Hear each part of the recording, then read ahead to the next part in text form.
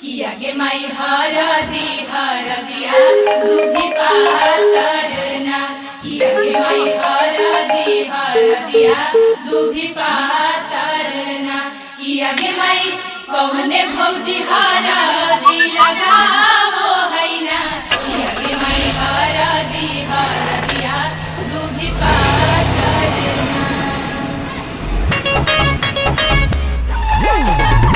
निकाल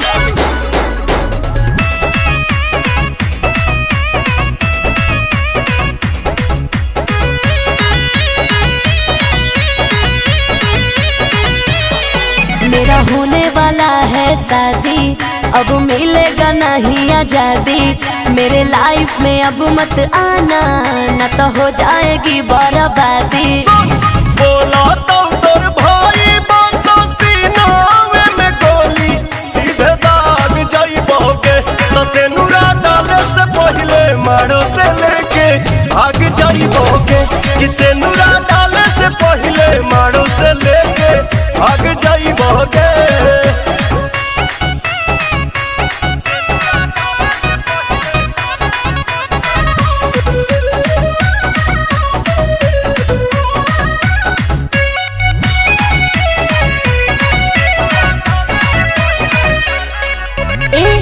अपने से मत दो बुलावा अपन मौत के, आए हो तो जाओगे ना जिंदा घरे लौट के।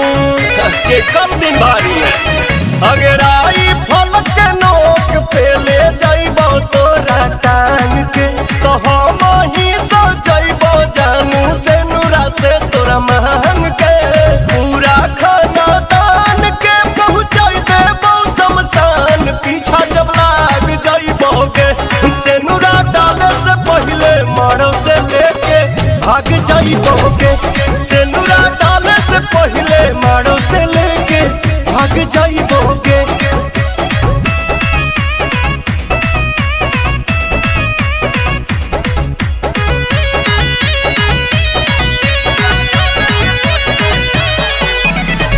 हथवा में मेहंदी हरदी लग गया शरीर में, भूल जाओ मुझको हूँ ना तेरे तकदीर में।